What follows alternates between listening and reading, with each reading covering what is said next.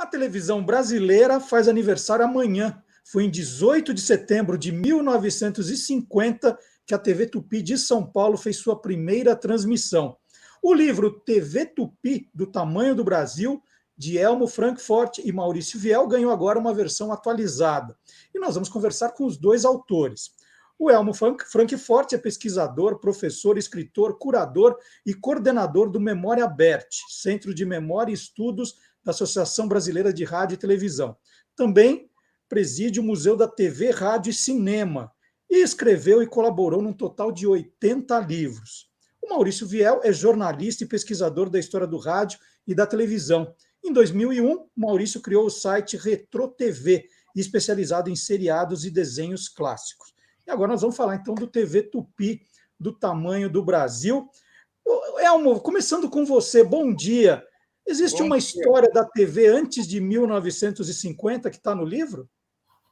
Olha, muita história, porque a gente vê aí desde do início do rádio no Brasil, e aí vai evoluindo, as várias experiências, e muitas tentativas de empresários também que resolveram apostar nesse novo meio.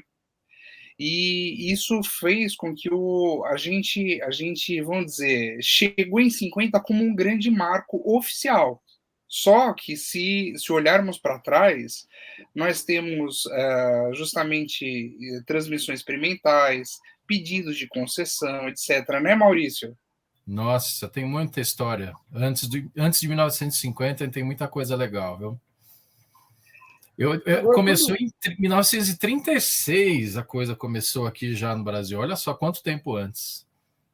Não, e a gente vê, tem lá a TV falando lá fora, nos anos 20. Então, imagina, não são nem 10 anos exatos entre o início da TV lá no mundo, da TV eletrônica, e a TV aqui. Então, a gente vê depois também a Feira de 39, onde muita coisa aconteceu de questão de demonstrações entre as emissoras, o olhar dos profissionais de rádio que acabaram também observando com muito cuidado esse novo meio e vendo que era uma possibilidade também de aumentar seus próprios negócios, né? Não apenas, vamos apostar no novo meio, vai funcionar. E um meio com muitos desafios. Eu até vou te pedir, Marcelo, vou pedir, Maurício, conta um pouquinho dessa feira de 39, que é bem interessante. Pois é.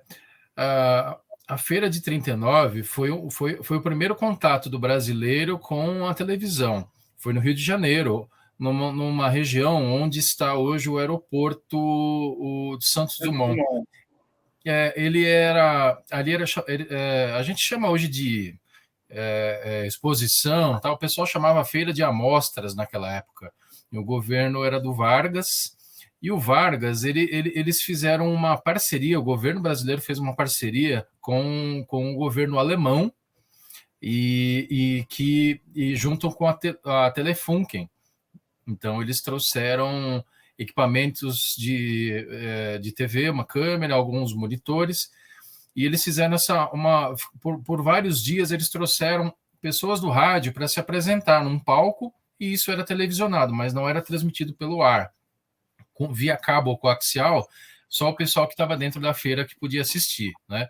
E um pouco antes disso, em 36, o Roquete Pinto, que é o pai do rádio aqui no Brasil, ele conseguiu uma autorização do governo brasileiro. Eu encontrei essa autorização e ele importou uma válvula dos Estados Unidos, a RCA, e ele começou a fazer umas experiências dentro da Rádio Sociedade do Rio de Janeiro, que o ano que vem faz 100 anos, né?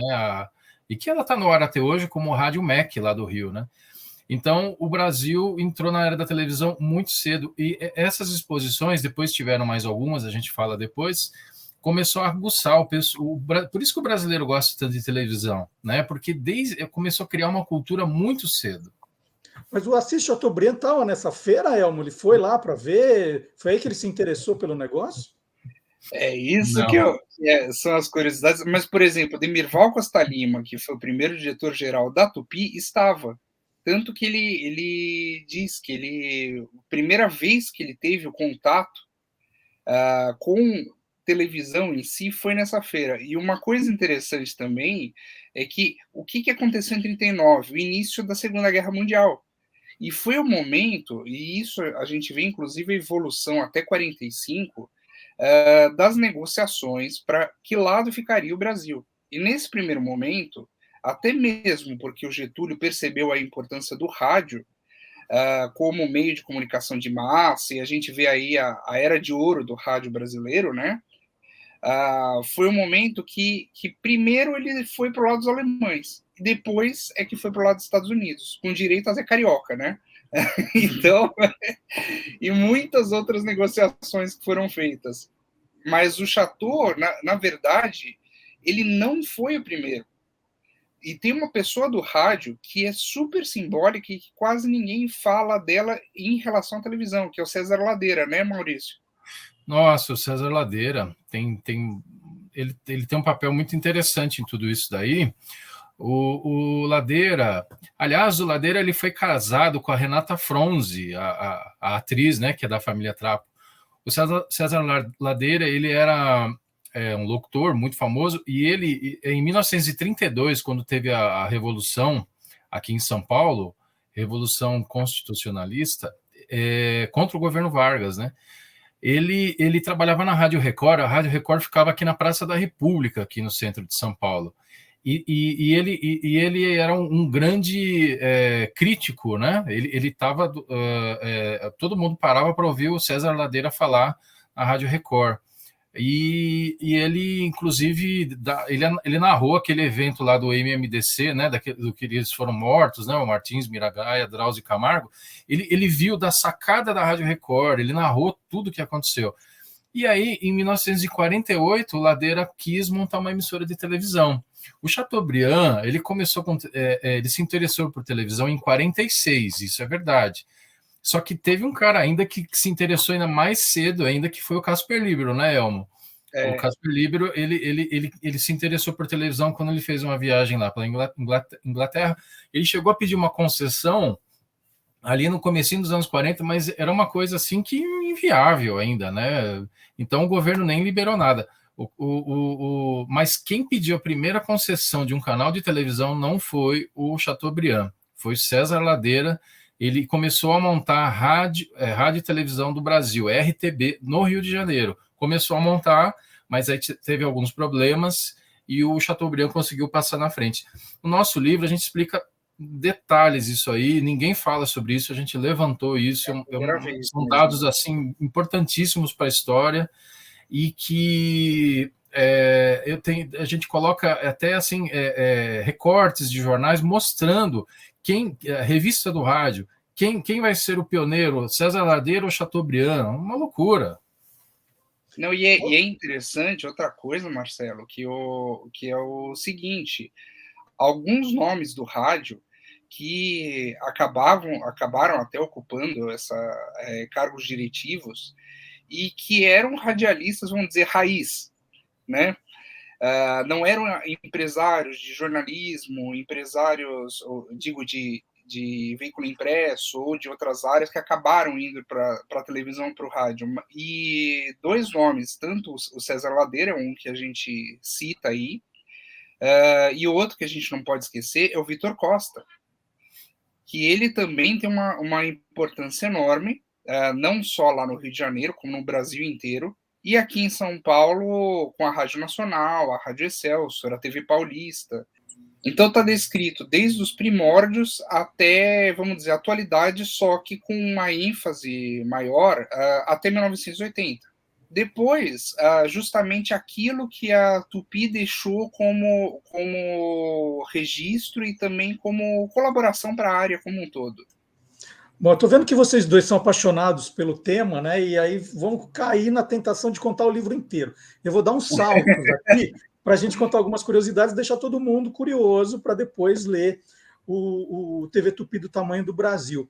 Maurício, tem algumas lendas que cercam, né, essa inauguração da televisão, a tal da história que Chateaubriand pegou uma garrafa de champanhe para inaugurar a câmera e quebrou a câmera. sobre o número de transmissores, quantas pessoas assistiram à televisão naqueles primeiros dias, né, que eram pouquíssimos aparelhos. Como vocês contaram essas histórias? O que é verdade, o que é lenda? Marcelo, esse tipo de informação foi o carro-chefe assim, do nosso trabalho, porque a gente percebeu que tinha algumas coisas assim que não batia muito quando se conta sobre a história da televisão. Virou lenda, parece que assim começaram a contar, romantizar a história da televisão no Brasil, o início da Tupi, e para ficar aquela coisinha legalzinha e tal, e falar, nossa, mas estavam montando a TV e ninguém pensou, e os receptores, né? A própria história aí da câmera, realmente teve uma falha numa das 3 câmeras no dia da inauguração, que foi o evento noturno, e além desse negócio que o Chateaubriand foi lá e bateu uma garrafa, quebrou uma garrafa, né? Batizando como navios, né? Batizando, o Chateaubriand era maluco, mas não tanto assim também, né? Lá no livro a gente conseguiu mostrar em detalhes que tudo isso daí é uma história até engraçadinha, e a gente mostra a verdade lá, né? Por exemplo, dos receptores, a gente conseguiu diversas informações com jornais antigos. Aliás, só uma ressalva, só um parênteses para todo mundo entender bem. Eu consegui, o Elmo sabe do trabalho que deu isso, eu consegui folhear todas as edições dos 2 jornais do Chateaubriand que ele editava aqui em São Paulo, Diário da Noite e Diário de São Paulo. Todas as páginas de 1950, eu vi uma por uma e fotografei tudo que tinha. Então eu varri, a maior fonte era além do rádio, que seria a Rádio Difusora e a Rádio Tupi da época, eram esses 2 jornais. Todas as movimentações da televisão, na montagem, apareciam lá, então não teve como escapar. Então, assim, o Chateaubriand, quando comprou os equipamentos aqui para o transmissor, as câmeras, enfim, ele também negociou com a própria RCA Victor para trazer receptores. O primeiro lote de receptores foi de 100 receptores, e ele saiu a tempo, tudo certinho, para vir para o Brasil. Para em setembro eles distribuírem em pontos estratégicos do centro de São Paulo, em vitrines, né, em diversas lojas, não só no centro, assim, no Brás também tinha, estava um pouco espalhado, diversos receptores. Então, é certo que assim, para vender isso de início foi realmente complicado, né? Era caro demais. Mas Não, assim, Maurício, oi. só te interrompendo, tem uma curiosidade aí que eu acho o máximo, que é do primeiro comprador. Por conta do preço e por ser uma coisa tão, vamos dizer, diferente, eles não sabiam o valor real de o que significaria, se era praticamente um objeto de luxo ou não, a televisão.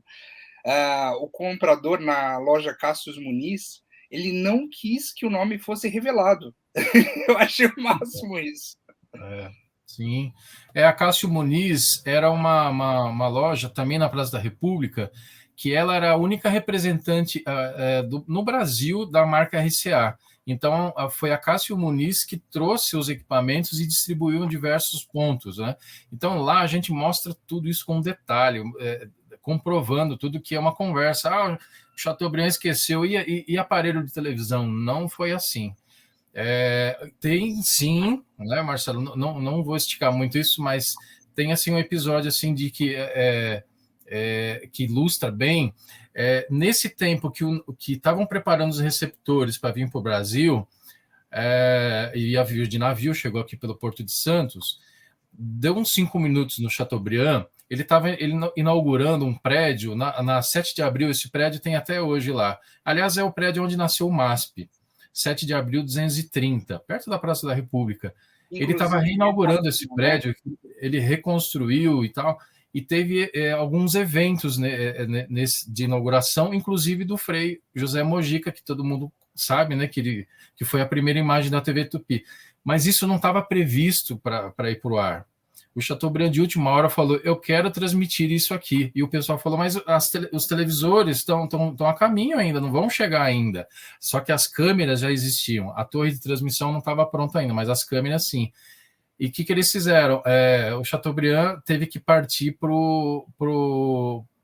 não daria tempo, né, de chegar os receptores, teve que partir para um pessoal que trouxe equipamentos por contrabando, alguns equipamentos, mais ou menos meia dúzia, e foram instalados ali no saguão do prédio, lá em cima onde era o anfiteatro do MASP, e o pessoal se aglomerou ali para assistir, entendeu?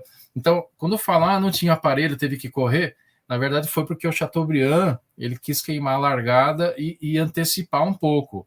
Então, aí que surgiu toda essa discussão.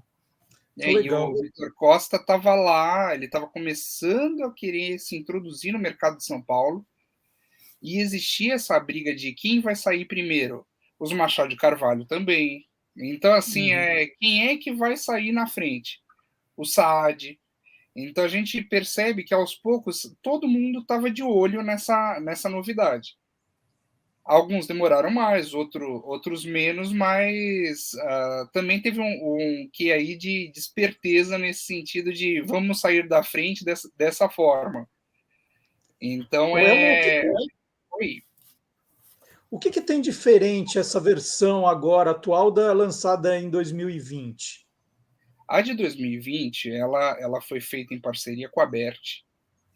Então, inclusive com o apoio dos diários associados, que acabaram ajudando a gente, o MASP, o MIS, entre outros órgãos, e as emissoras, de modo geral, também. Até o SBT nos abriu arquivos mostrando como ficou a Tupi depois de fechada, que era algo que nunca tinha sido mostrado. Nunca mesmo. Eram fotos que tanto eu como o Maurício, que pesquisamos há anos, desconhecíamos. E então teve esse apoio das emissoras e dessas instituições que ajudaram demais. Aí agora, nesse novo formato, primeiro, que ele não é mais só virtual. Ele eram 3 edições, né, 3 volumes. Eu brinco com o Maurício, né, que ele é o livro não é só TV Tupi do tamanho do Brasil por conta de ser um dos slogans da Rede Tupi, mas por causa do tamanho dele também, porque ele tem 600 páginas, mais de 600, né, Maurício? E aí nós temos informações novas, fotos novas, essa sessão compilada, a questão de, por exemplo, com o clube de autores, a gente pode, as pessoas podem, e foi uma coisa que sempre foi pedido, uma versão impressa. Então, entre outras questões, né, Maurício? Nesse aspecto é interessante ressaltar, Marcelo, que quem está gostando do que está vendo a gente falar aqui, saiba que temos a versão e-book gratuita para baixar lá no site da ABERT, no memoria.abert.org.br, mas tem aquele que prefere o livro, que é aquele que está ali no fundo, ali atrás do elmo, que preferir imprimir uma versão impressa, pode fazer encomenda com o clube de autores. Colorido, preto e branco, como quiser. E ainda tem 2 opções, por causa de variação de preço. Tem a versão totalmente colorida e tem a versão que a capa é colorida e o miolo, né, o conteúdo, é preto e branco, que fica bem mais barato. Nessa nova versão, você está falando da pesquisa, né, Maurício? Você está falando que olhou página por página dos jornais. Vocês tiveram acesso a material de programas? Existe ainda esse acervo do que foi produzido? Está guardado em algum lugar? Esse material da TV Tupi? Se você for falar de material de vídeo mesmo, o que restou da Tupi está na Cinemateca Brasileira, aqui em São Paulo, e tem também algum material da Tupi do Rio de Janeiro, lá na Biblioteca Nacional. Então, eles guardam... a gente conta tudo isso no livro, a história desse acervo, como esses acervos foram recuperados, né? E eles estão... essa é a parte de áudio e vídeo. Inclusive, a gente conta também que, aqui no caso do Tupi de São Paulo, o prédio ficou fechado, foi lacrado por causa da falência da Tupi, e aí quando foram abrir, tinha goteira em cima das fitas e tal. Muita coisa se recuperou mesmo, tem bastante coisa aqui na Cinemateca. E a gente também, nossa fonte também foram pioneiros mesmo, alguns que estiveram lá, e familiares, né? Então, a gente conseguiu fotos que estava guardada lá na casa de familiares de funcionários da Tupi. Então, isso aí foi incrível. Então, a gente conseguiu trazer informação inédita, né? E informação extremamente importante para esclarecer como foi esse processo de inauguração e de montagem da inauguração da TV. E também tudo que era da ProTV, que hoje é um museu, né? Os depoimentos, que nós utilizamos também trechos, ou como fonte de consulta para justamente bater dados. A questão também de outros acervos, como, por exemplo, os guias de programação da Rede Tupi, do finalzinho, que achamos não só nomes, como informações, até programas que iam ao ar e não foram, né, Maurício? Então a gente foi juntando todo acervo. E outra coisa que foi muito engraçado foi o seguinte: Maurício às vezes chegava para mim, por conta do quase 20 anos, né, na antiga ProTV, com a Vida Alves e com todos os outros pioneiros, até o próprio Jorge Eder, e às vezes ele chegava e falava assim: Elmo, você lembra se alguém contou alguma coisa assim? Porque muitos faleceram. Eu lembro, o Jorge Edo era uma pessoa, era inteligente. Era o técnico, né? O grande técnico da Tupi aqui em São Paulo. Ele ficava doido com essa história de que todo mundo nomeava, e eu sei quem, isso publicamente todo mundo sabe, até ele já falou sobre isso, que o Lima Duarte inventou essa história de batizar a câmera. E foi o Lima. Tem até uma matéria, eu acho que isso foi que eu até passei para o Maurício, que foi quando eu escrevi o Gabus Mendes. Eu acho que essa matéria era de 90, do Estadão, que o Cassiano Gabus Mendes fala: isso aí é conversa do Lima, desde aquela época. E o Jorge Edo ficava doido. Não, quebrou mesmo. Tem um lance no meio da inauguração da TV, simplesmente passou um boom, porque o boom é um microfone, né, que eles chamavam de girafa, né, na época. Passou um boom no meio da tela, então se viu a bolinha que vamos dizer, onde rosqueia o boom é como se fosse um tripé, né, que aumenta e diminui o tamanho. Numa das passadas de câmera. Coisas que a televisão ao vivo tinha e que até hoje a gente vê, por exemplo, nas lives, que acontece. É o ao vivo. E é interessante porque eu lembro muito que a gente quer acabar também com essa história de que tudo foi feito de qualquer jeito. Eles eram muito profissionais. Tanto que uma das histórias, e a gente cruzou essa informação também, não só com depoimentos, como lembranças, como eu disse para você, é o caso do dia seguinte. Mas no dia seguinte não tinha programação e tal. Nós conseguimos depoimentos, inclusive de Mirval Costa Lima, depoimentos antigos e do Cassiano Gabus Mendes falando que eles tinham uma programação delineada para 2 semanas. Só que o que acontece? Eram linhas gerais. Por quê? Porque eles já tinham a prática de fazer programação em rádio. Eles não iam deixar de qualquer jeito. Claro, não era tudo 100% definido, mas nessa abertura já tinha pelo menos uma linha geral do que fazer, para onde correr. Até filmes foram produzidos, telefilmes, vamos dizer, que é um termo que hoje em dia se usa muito, mas eram filmes que foram feitos antes da inauguração, até clipes, imagina isso. Aquele que todo mundo mostra da Hebe é um clipe. Com o Ivan Cury. De Manacá, isso. E que foram reproduzidos também depois, assim, várias vezes. Por quê? Porque quando não tinha material para ser exibido, eles reprisavam, e principalmente a questão de cinema, né? De você ter a película. A televisão era ao vivo, não tinha videotape. E tinha muito legal. Pode Só falar. uma coisa rápida, tinha uma coisa interessante também, a dificuldade inicial da televisão, que você não conseguia fazer um programa, acabava um programa de estúdio e começava outro. Tinha que, porque era um estúdio só, então eles tinham que parar a programação, colocar um slide e para até arrumar o estúdio para começar o próximo programa. Isso tudo é narrado num livro fantástico que foi lançado nos anos 90, acho que em 96, se não me engano, do Mário Fanucchi, que ele faleceu recentemente. Ele era professor aqui da ECA, aqui na USP, inclusive, e ele conta num livro chamado falando sobre os interprogramas, porque ele que começou a criar chamadinhas nesse meio tempo, com desenhos, para que as pessoas não ficassem ali, né? Eles falavam assim, mais chato que o índio da Tupi, porque o índio da Tupi ficava tanto tempo na tela que o pessoal ficava, pô, que coisa chata, né?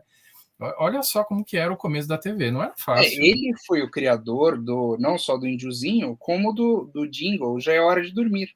Uhum. Que não era do Cobertores Paraíba, foi reaproveitado depois, era do Erlon Chaves e dele, né, toda essa criação, e era justamente para chegar e falar para quem estava em casa com criança, e a criança não queria dormir porque achava fascinante aquela televisão. Então, era um índio, um índiozinho, né, deitado numa rede, dormindo, dizendo que era para as crianças, já é hora de dormir, não, como é que chama? Já é hora de dormir.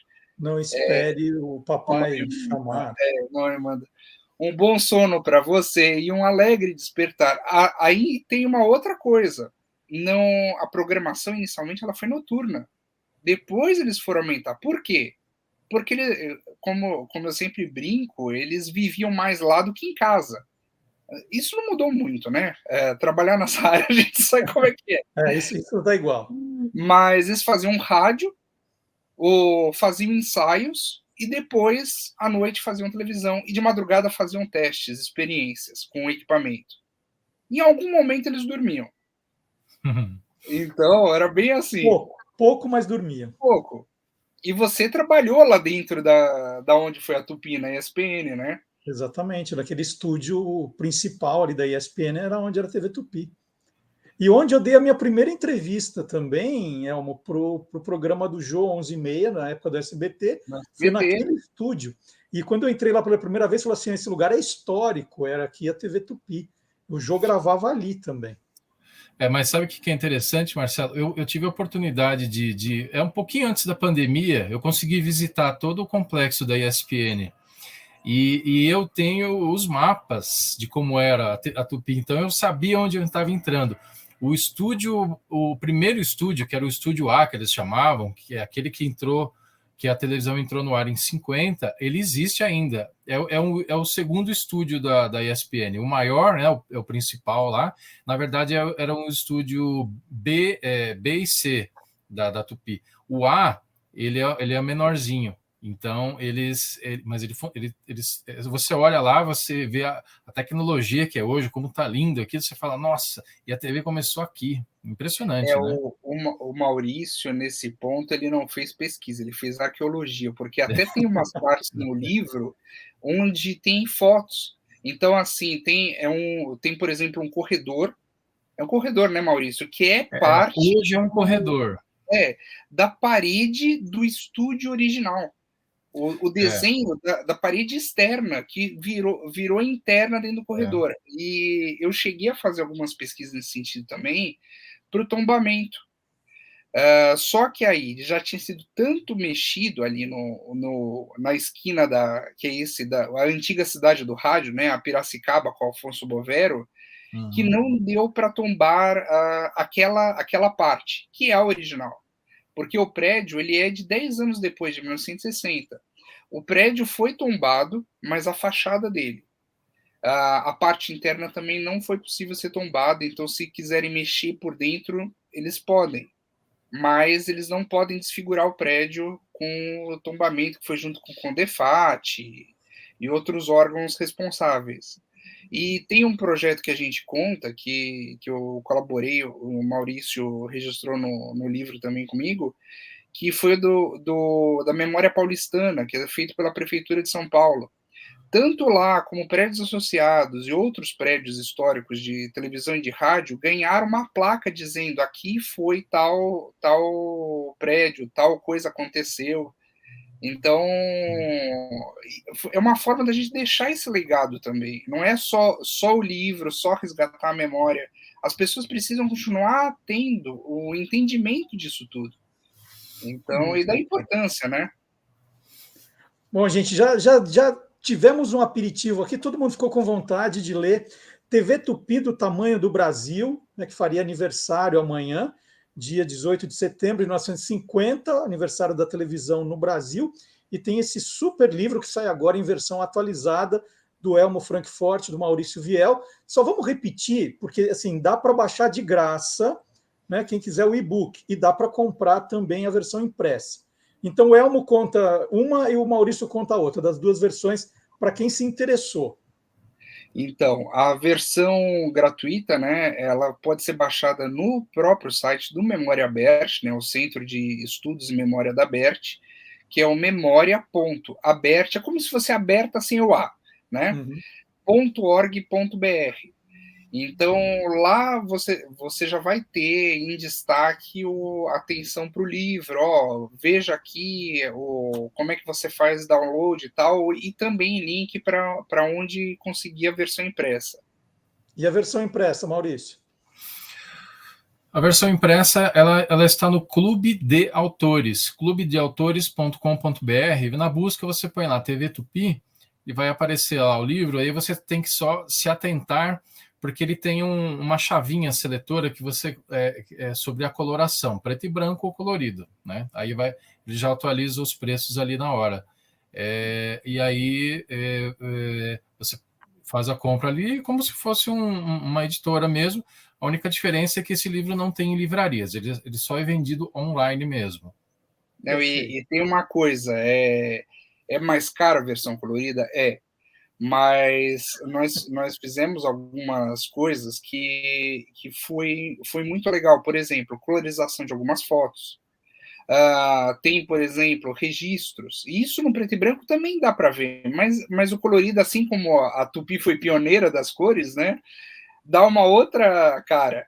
Então, destaque, por exemplo, aqui essa região da cidade do rádio virou tal coisa, e teve esse aspecto técnico que é a primeira vez também que se conta. Sim. Porque os técnicos não eram lembrados antes, infelizmente. Sim, é importante dizer que esse nosso trabalho, ele é um pouco mais, ele não é para o lado artístico da TV Tupi, ele é para o lado da estrutura, da técnica, é algo que foi muito pouco explorado. Administrativo. Sim. E quem é da área vai ter interesse também, não só estudantes, tal, mas o profissional para entender, por exemplo, como as coisas chegaram até hoje. Então, isso é algo que eu acho primordial para a gente entender para onde a gente caminha e a importância, acima de tudo, do conteúdo, que é o futuro. Então, é algo que a gente batalhou bastante e continua batalhando. Maravilhoso. Bom, o Maurício tem que ir embora, eu vou dispensá-lo. Vou pedir, Elmo, você fica mais um pouquinho, porque eu sei que você está lançando um livro novo aí, eu quero te perguntar disso também. Então, vou me despedir do Maurício. Os dois autores aqui de TV Tupi do Tamanho do Brasil, sensacional as histórias que eles contaram. Maurício, super obrigado. Elmo, aguenta um pouquinho aí. Pertinho, na hora. Lindo, hein? Lindo. Muito legal. Então vou chamar um quadro agora, enquanto a gente se despede do Maurício, e o Elmo volta daqui a pouquinho aqui no Olá Curiosos. Vamos mostrar que o mundo inteiro é curioso agora. Confira aí.